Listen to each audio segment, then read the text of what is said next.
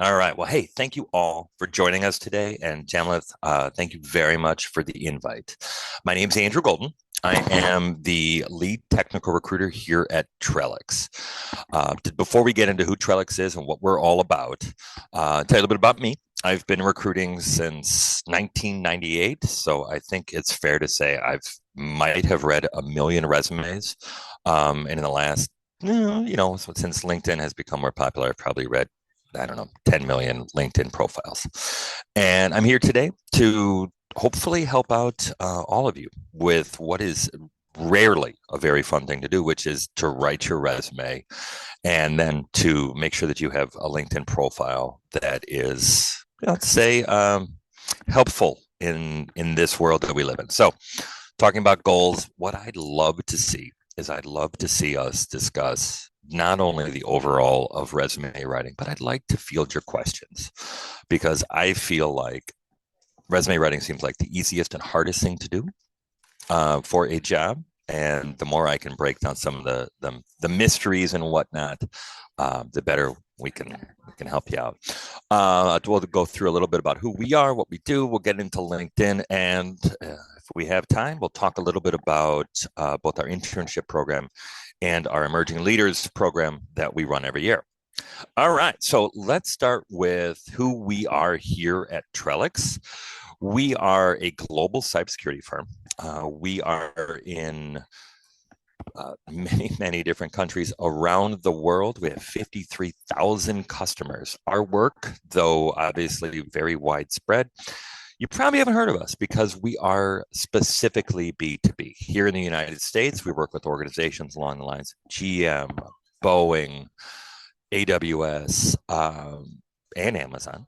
But a lot of our work is also focused around both the state and local government sector, as well as up to the federal government, including the Veterans Administration, the IRS. We also do a lot of work within the DoD space. As I said, we have products and clients in 50 different countries around the world. We have offices across the United States and internationally, which is kind of cool because we get to talk with people from, if you come work with us, some of your coworkers might be in India, some of them might be in Ireland. It's a great experience. But we were started about 3.5 years ago by the combination of what was McAfee's B2B side, plus all of FireEye and their endpoint protection solutions. So how do you have 53,000 customers in 3 years and a few weeks? You start out with a bunch. But as we've had this integration of companies and rebranding of products, we've also been iterating on new products, building them out for the future, and making them more attractive and obviously more over time, let's say, suitable for challenges that we see. A little bit more about us here. We're in 185 countries. I didn't realize that. I thought it was less. But let's get into the important part, which is building your resume. And if y'all feel like, oh, I hate doing my resume. This is the worst thing. How do I talk about myself? How do I talk about the experience that I have? And how do I get people's attention? Don't worry. Everybody from 0 years experience to 35 years experience often struggle with this. So do not feel like you are alone in this struggle. But we know that technology, though a great field, and a place that you can build a career and have a career for a long time, there's a lot of money and find some really exciting work to do. But the tough part often is, how do I get noticed? How do I get into that first role? A lot of it is the work that you do in terms of while you're in school or while you are preparing to take that step into that industry. We're going to talk about how we focus that into readable content. And we can talk about what you can, should, and have done to build up that resume. Because as you grow, your resume will grow. We'll also talk a little bit about personality traits and whatnot, where you can bring those out into a resume, and where some of those things are better left to the interview process. All right, so let's talk about, well, actually, let me see if we have some questions here. Sorry, guys. All right, Rose asked a question. Hi, when doing a training like networking engineering, yes. Okay, so that is a great question, which I will get to a little bit later, but let me throw it out there now. Work is work, training is training, training is work. If you are training to learn a new skill and you're able to apply that into the work situation and you've done this in the past, I want to see it. I want to see it on the resume. As much as you may think that it is inconsequential, if you've done, like you said, network training, and you don't have a ton of work in networks, the training builds up your case. It builds up your case for the ability to walk in quickly and be effective. All right. So back to my juice. Whoosh. Went ahead a little bit. All right. So let's talk about what your resume is for. Your resume does not get you a job. I have hired about 3,000 people in my career, and only once did I hire someone straight off the resume. It was bizarre, and the person did a great job. But the resume gets you noticed. It gets people to stop for a moment, read through who you are, and start seeing the parallels between who you are, what you've done, and what they're looking for in this job. Why I love simple resumes. I read 50 to 100 resumes daily. Hurts my eyes, makes them a little tired by the end of the day. So what I appreciate in a resume style is simple. There are a lot of different formats for resumes. There's a side-by-side resume, but my suggestion is to keep it very simple. Start with your name, obviously, address, a few things to throw out there, and we'll get there in some more details. Do put your contact information. I don't want to know exactly your home address. That's sort of old school. And even if you are open to remote, at times the location that you're in is important, i.e., if we're filling a job where someone needs to be on the East Coast, we'd rather see the resume say that you live in New York versus leaving it off entirely. The content of your resume, when I say content, what I primarily mean is the body of the resume and somewhat the different sections that show off your skills and what you've accomplished in the past. Content is the king. If you're thinking, should I go with this cool font? Should I go with this cool way of I don't know, presenting color and whatnot? Don't. Stay with simple. Make your resume readable. Make it easy to read. Make sure that you're showing off. To the point earlier, I took a training. Should I talk about it? Yes, you definitely should. You should talk about that training. You should talk about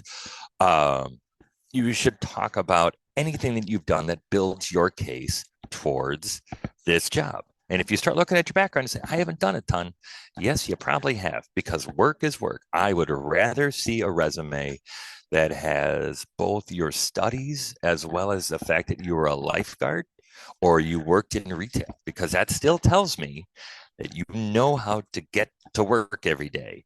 You know how to work with people. You know how to learn new job skills, et cetera, et cetera. Work is work, and we appreciate the fact that you've done work, even if it's not necessarily in your field. Yeah. C, you asked 1 page versus 2.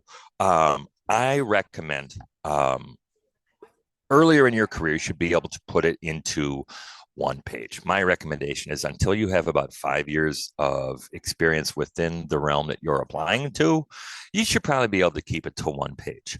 We'll talk about some of the ways to get that stuff in there. How do you best provide your portfolio site on your resume?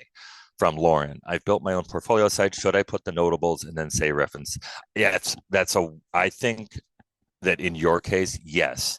Try to make sure that which is in your portfolio, the projects and exciting stuff that you've done, is also in the resume. One thing I would tell you all about, not really so much your resume, but But me, in terms of how I read your resume, if it's not on the resume, I may not go in the portfolio. If the resume is meant to get me to read further or to reach out to you for that first step. So do not rely on the link for people to go out and look at it. There's going to be people who probably haven't even thought that that's a good idea to go see your work because they're focused on the resume. So yes, resume should be a great place to show that experience. And if there's more that you can't talk about, you should already have that link to your portfolio. But does that answer your question, Lauren? That was a long way of answering that.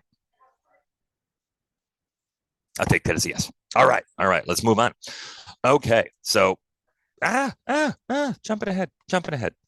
All right. So, as we were saying, and this goes back to Lauren's question, are you showing yourself off? Are you really, if there's something cool that you've done or a new training that you were excited about, or some, even if you don't have a ton of experience, you haven't done internships, you haven't had an opportunity to work in the field, show off the classes that you took that you were really excited about, the things that are endemic both to your background as well as the job that you're looking for. What do I put on my resume? A lot of times, the best place to find out what you should have in your resume is in those job descriptions. If I'm looking through resumes, I'm looking for specific things, either it's keywords or it's phrases or it's even numbers around increases or decreases that your work caused. Make sure to include those because the job description will talk about increase or work to this. Should we show that? Okay, so this is it's sort of a weird thing to describe. We want to always speak in, I believe it's called third person imperfect. If there's any English majors on the call, please tell me that I'm wrong. But it's, please try to stay away from the I or me. We want to use that instead of I worked on this role on this project for 6 months and I accomplished this. The resume speak would be worked on project XYZ for 3 months, producing XYZ result. Does that make sense? Because I know that's a tough question. So let me get back to the question box here. Okay. Yes, thanks. What part of the job description is that most helpful? A lot of them have repetitive information. You're gonna have to pull out the key stuff there and just make sure that you're. If this is a job that you're interested in, semi-qualified for, try to find the things that resonate with you that you see there that are more concrete in terms of what they're looking for from your background. So it would not necessarily be a positive attitude and a go-getter spirit, but working with X tool, working with Y tool, or working in this field, in that field, these are more important than a lot of the soft stuff. And that's not, the soft stuff is difficult to really get across in a resume, and I actually recommend against it. Okay, so let's get back to content. Who are you? What have you done? Where have you done it with? Or excuse me, where have you done it? What did you do it with? What are your accomplishments? What were your learnings or growth? This is your resume. That is my resume. This is the point, is to describe yourself overall and specifically in terms of the work that you've done in each place. These are the things that I'm looking for. I'm looking for the tools. I mean, specifically in technology roles, I'm looking for tools and technologies that you've worked with. That's the, what did you do it with? I want to see the types of projects that you've worked on. That's the, what have you done? Where have you done it? That's kind of going to be within the realm of the body of your resume. And the who are you? That's sometimes that's the introductory statement. And I highly recommend a very short, and let's say, if you, and this is just a random thought for your introductory statement, if you say, for example, if it was me, it would say experienced technical recruiter with X number of years doing X, Y, and Z.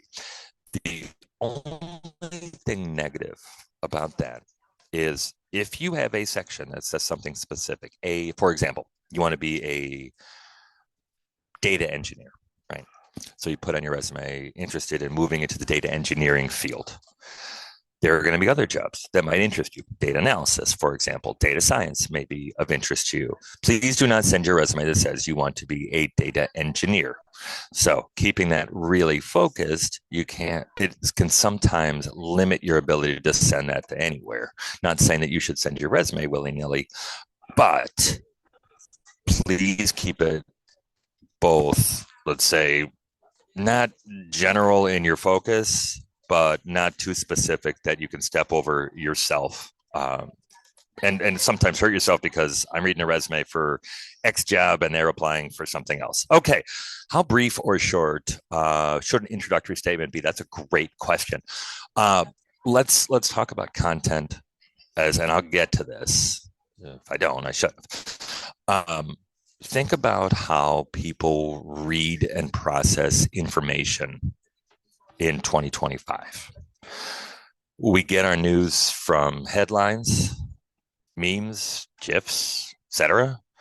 People don't read paragraphs and they don't read long statements. So when you're writing an introductory statement, I would say more than 2 to 3 lines, I'm probably not going to read that much of it. I'm not going to process it that well. What I highly recommend more is that it's short. This is the only place I would recommend it. Any of the soft skills that you are a great people person or a great communicator, that's where I would put this in, but also make sure that it talks to the type of industry you want to get into, but keep it somewhat brief and non-limiting. Does that answer your question, sir? Or ma'am, excuse me. All right, let's move on. Okay. Always tip me back. All right, let me get back. Yes. All right. Awesome. We're answering questions. Okay. So, point of the best resume would be one that even say you are super technical, you're a data scientist, and you have cracked the human genome using incredibly advanced techniques, technologies, and algorithms. That resume should still be able to be read and understood by a non-technical person. How does that? There are ways to speak to the crowd where they should understand without having to be experts in that field. The best way to figure out if you've hit that, hand your resume to a friend or an enemy, which is always better. But hand your resume to someone who has no understanding of the field that you do and ask them, do you understand what I do? If they don't, there's a really good chance that the recruiter, me, I won't either. I am not trained in many of the areas that I recruit for, but I still have to fill those jobs. So when resumes are too difficult to understand because they don't go to the language that, let's just say, a recruiter or a non-technical person would understand, it can be sort of stumbling, to say the least. Remembering that you're writing your resume really for 2 crowds. One of the first crowd is me, the recruiter, and the second is for the hiring manager. The hiring manager should know a little bit deeper information beyond the keywords, terms, and putting this and that together that I do. All right, moving on. Easy to read. As we were saying earlier, bullet points, please, bullets. As we were saying before, remember, I'm going to read 50 to 100 resumes. My eyes are going to get tired. The more you can put your content into readable, small chunks, the better I can get through it. Okay.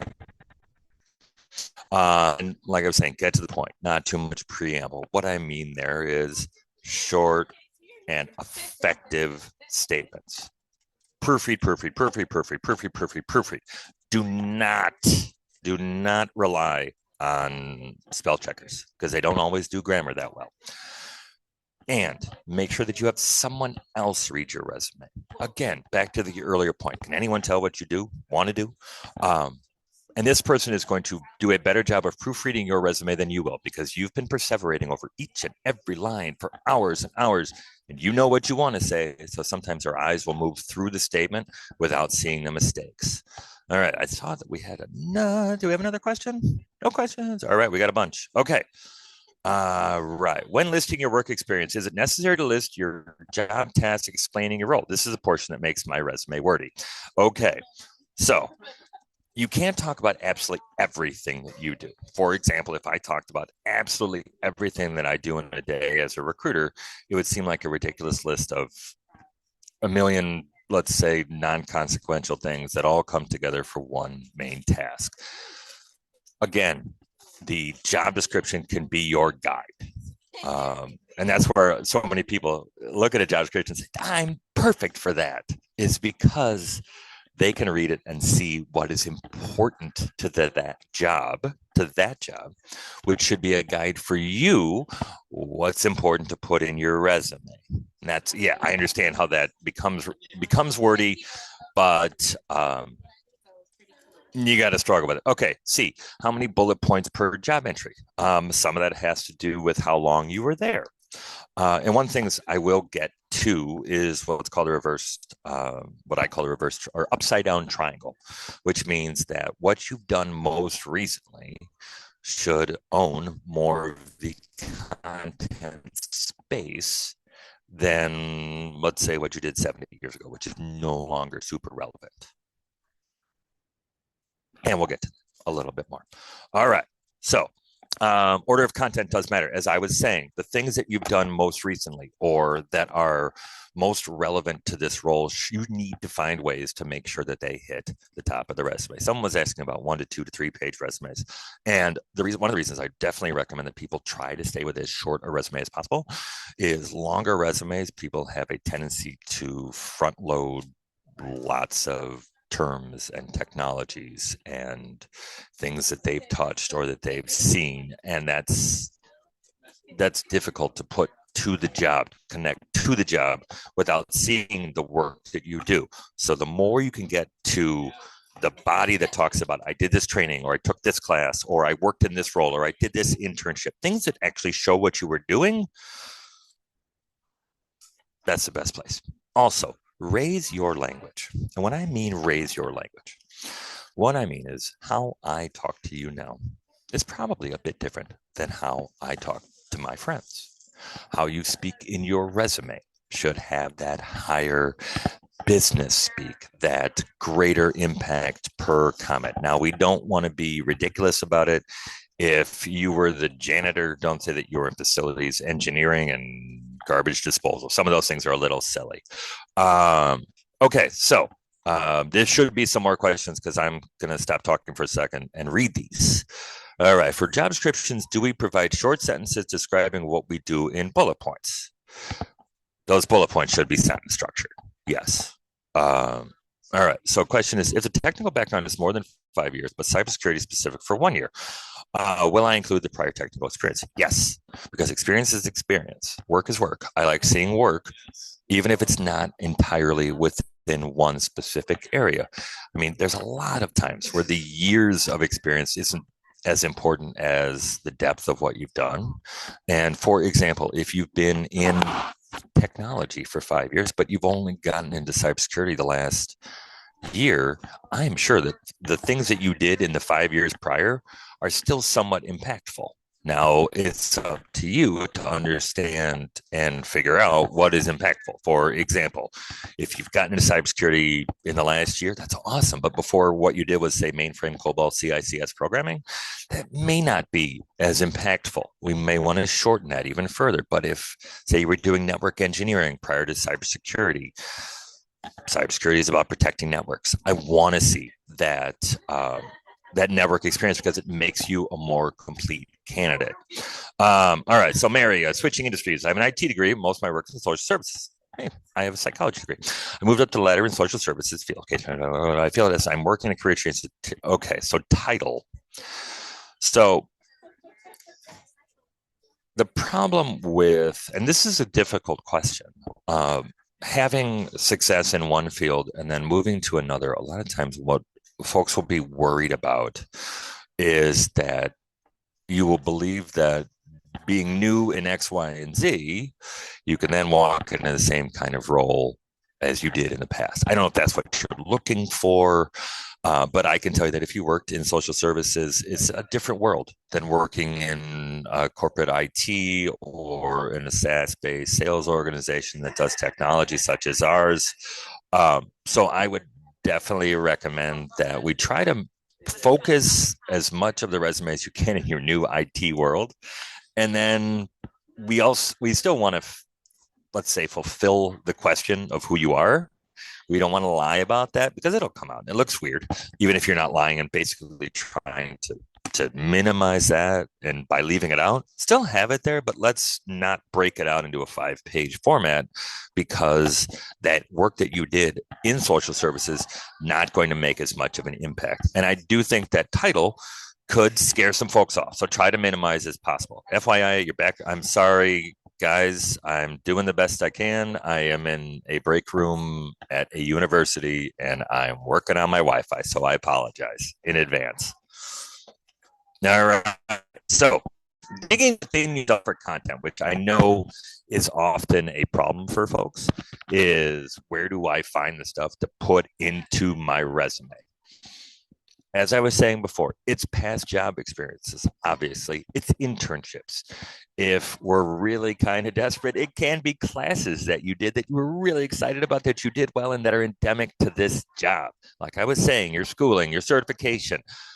I cannot stress enough, if you are trying to break into the technology world as later in your career or right in the beginning, regardless, having being able to show that you've done work on your own at home on your own volition is amazing, because a lot of what that shows is real passion, real enthusiasm for the work that you've done in the past, or that you're looking to do.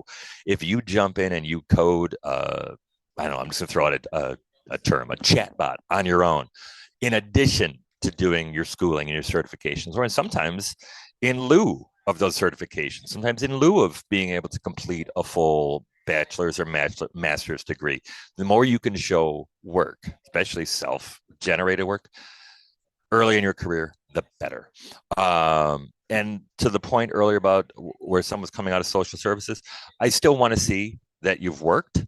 I still want to see that you have a person, and I can relate to sort of your background.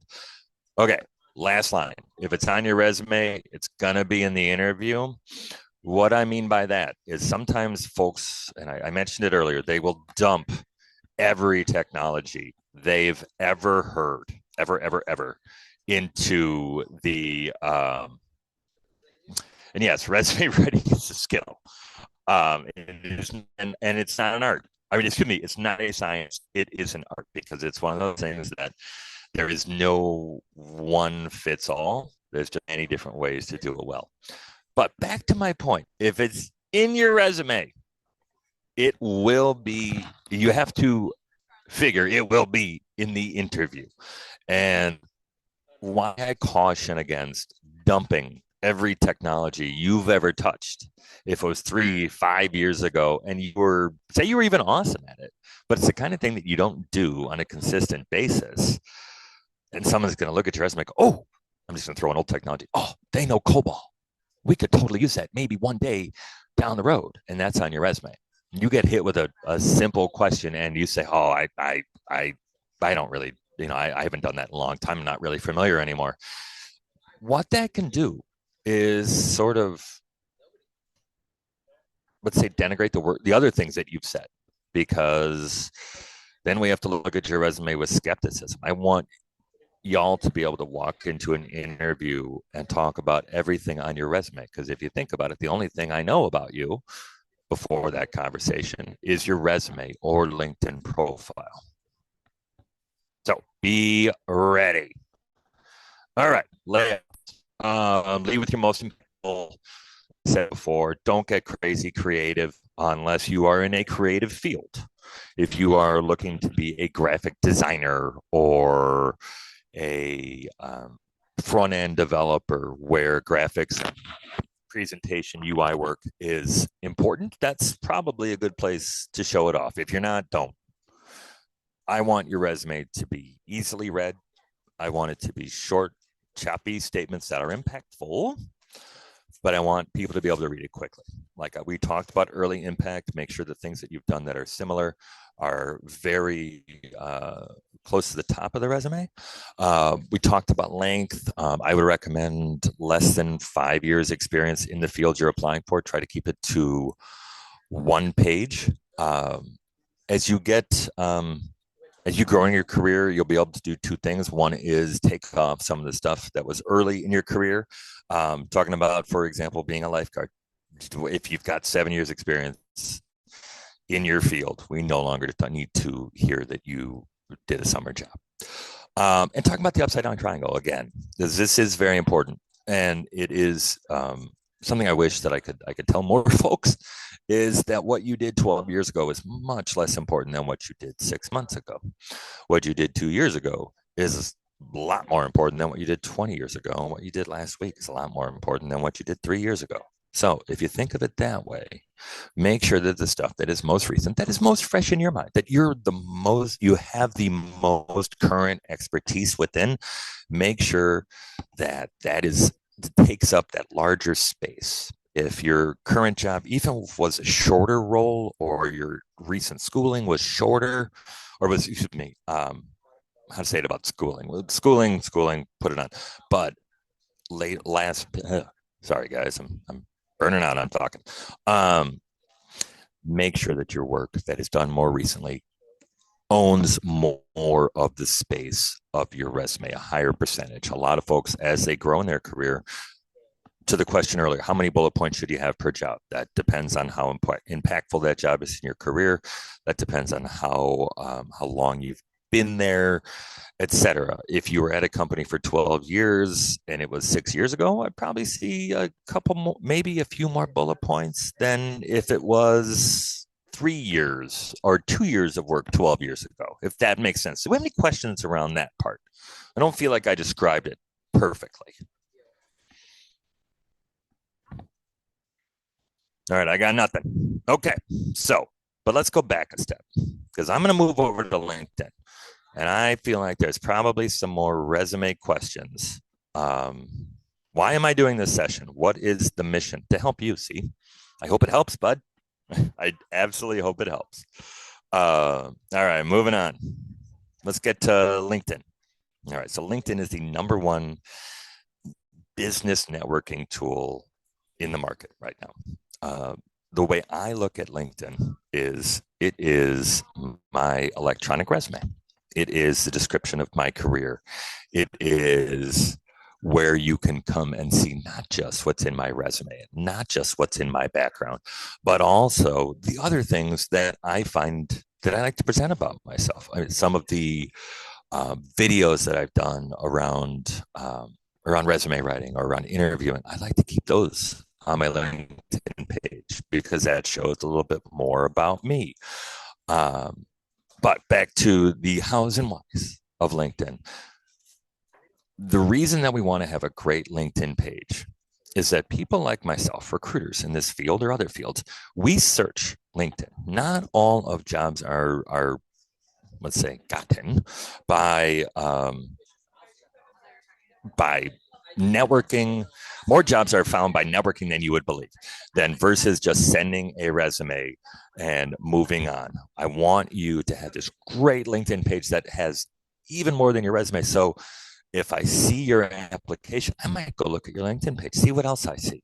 Or if you've got a great LinkedIn page and your professor knows that I'm looking to fill a job, they can send that over to me and I see as much of your resume as much. I believe personally your entire resume should be within your LinkedIn page. Do not hide anything, because I'm probably not going to ask you about it if I don't see it. But going back to the LinkedIn page overall, complete your page. Have a picture. If you don't have a professional picture, work with someone to help you to get that done. Let me get back to the questions. I'll take a break here.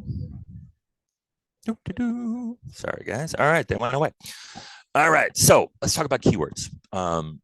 If you've done any research or read at all about writing resumes and getting a job these days, you'll hear about keywords. You'll hear about keyword search. And this is very important. And this is another place that we want to go back to those job descriptions to remind us.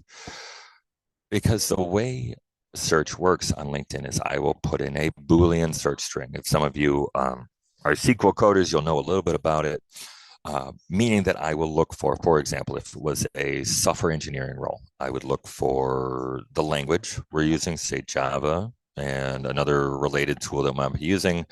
So I would do a search that would say Java and Python and cybersecurity. I'm not saying that you've all worked in cybersecurity, but if you have, and that keyword doesn't appear in your LinkedIn page, when I go to find you, when I go to search you, you might not come up. It's the same thing that we look for in our resume, but our LinkedIn page gives us a little bit more freedom to include more because length is not as important within the scope of your LinkedIn page, because of the ability to collapse the content. You know, put more in. You don't have to limit yourself as much. But as you build your LinkedIn page, as you build your LinkedIn presence, connections are what will power you. What we use LinkedIn for, many different things, but without those connections, you're not seeing what other people obviously are posting. You're not seeing what other people are talking about, and you're not able to get in the conversation and be seen by more folks.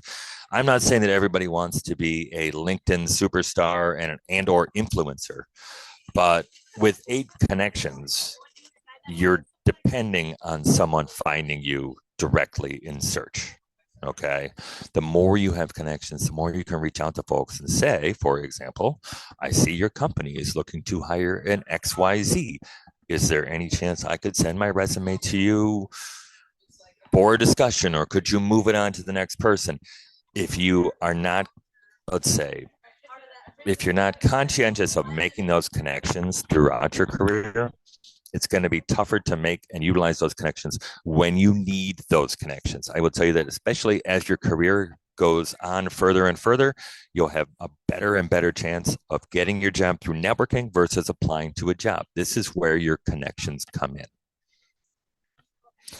All right. So you're all probably sitting there quietly wondering, what's the difference? Okay. So there should be very little differentiation. All of your resume should be in your LinkedIn page.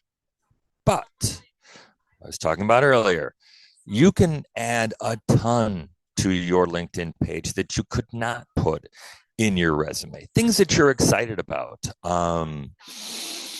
Some of your past philanthropy, or talking about your portfolio. Your LinkedIn page actually allows you to put in pages from your portfolio. Use I believe it's the featured section to talk about or show and demonstrate work that you've done that you can't necessarily fully describe in your resume.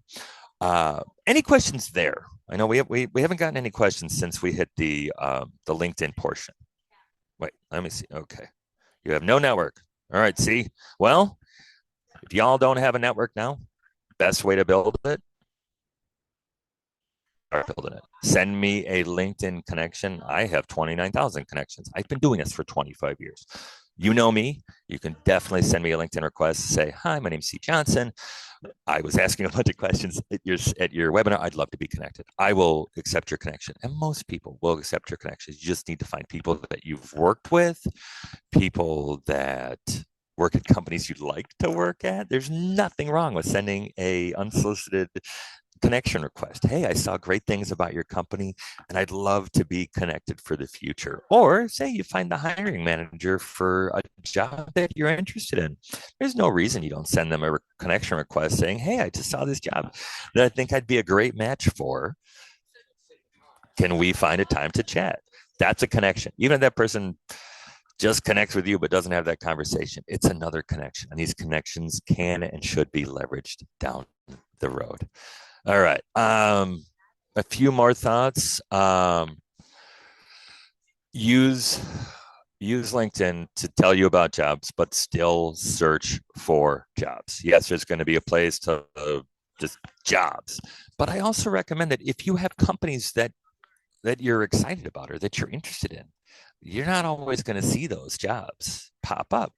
You have to proactively look for those jobs. I mean, sometimes, I mean, outside of LinkedIn, sometimes it's just good to go to various different company websites that you're excited about to see what they're hiring. Don't wait for those jobs to be thrown to you, but do set those alerts. Set up a multiple alerts because those will come to you via email every day. Okay, we were talking, I mentioned it earlier, and this is key to the job searching process in 2025. It can be a big helper, or it can fall flat, but either way, sending out 1,000 resumes sometimes can fall flat too.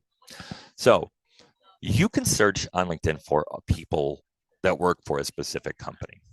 Um, Real simple. Just go to the company page and then go to people, put in a couple keywords or whatnot. For me, if I was looking for a recruiter at a company, I would go to company's LinkedIn page, and where they have people you can look up, you can use different keywords and whatnot to find those. And you find a recruiter there, it's not a bad idea to then reach out to that recruiter, as we were talking about, introduce yourself and see what where that can lead for you. But again, going backward, add in that which you wouldn't put in a resume. You don't have to chop off the bottom of your LinkedIn page as your career grows. Your LinkedIn page grows with you. But I do like to see, if you are interested in presenting yourself that way, make sure to put more of yourself into your LinkedIn page. If you're wondering what that means, take a look at mine. You're going to see random stuff in terms of presentations I've done in the past. My about me is a little bit longer than it's on my resume. And that is a really good point. There is your about me section in your LinkedIn page. You can have be very long. I may not read the whole thing, but it's not as constrained as trying to keep it all to one page as on your resume. Okay, so back to keys about LinkedIn. Make your contacts, make your contacts, make your contacts. Um, don't think that anyone is probably there's contacts that you want to avoid. Too many salespeople trying to sell you a product, or too many, say, people offering things we're not interested in. But people that you've worked with in the past, people that you'd like to work with, like I said, even family friends, personal and family friends. You never know when someone is connected to someone or knows someone who works at a company, that you can look at your connections and see who their connections are that work at a specific company. It's a good way to try to get in. Like I was saying, learn to use the search capabilities. You can look up companies, look up jobs, look up people. It's a good way to learn what's going on in your industry. It's a good way to find a job. But the key is use it, and really utilize it for more power than I see many LinkedIn pages that are skeletal bullet point presentations of their resume that put even less detail in than their resume could.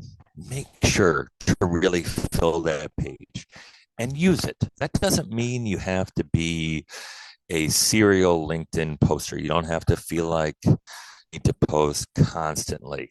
But utilizing it could just be liking and sharing things. It could just be reading, but the more you feel comfortable being involved, I think the more you can get more out of LinkedIn. But other questions for me before we talk about possible futures with Trellix and whatnot. Any questions for me around the resume or LinkedIn?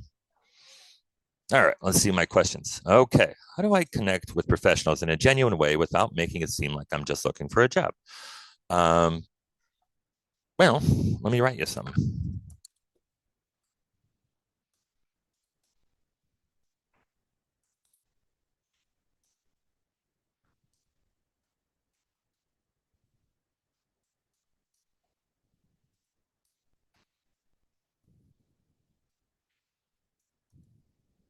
Hold on, I'm a slow typer.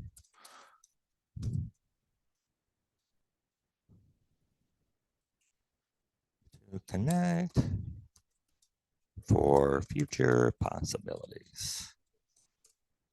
How's that, Tim? We're obviously going to be looking for a job, but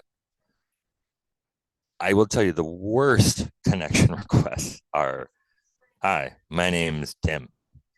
I need a job. Are you hiring? Like, I'm a recruiter. Of course I'm hiring. Uh, Again, just as we do in our resume LinkedIn page, when we reach out to folks for a connection, we want to raise that language, or even try to be a little bit funny. Uh, Something that is received positively. Okay, other questions, LinkedIn or resumes. I feel like we always, there's a lot to cover, and I'm not sure if I always cover it. What else? Anything else? Questions here? All right, all right. Well, hey, let's say this before we get into opportunities with Trellix. I do hope that we have 22 participants. I hope I have at least 22 connection requests, because the more you make those connections early in your career, the better they're going to help you down the road. Um, last moment for questions before I go into opportunities here at Trellix. 5, 4, 3, 2, 1. All right, quiet crowd. Okay, so we do have an internship program. I am currently crossing the globe in search of great talent for our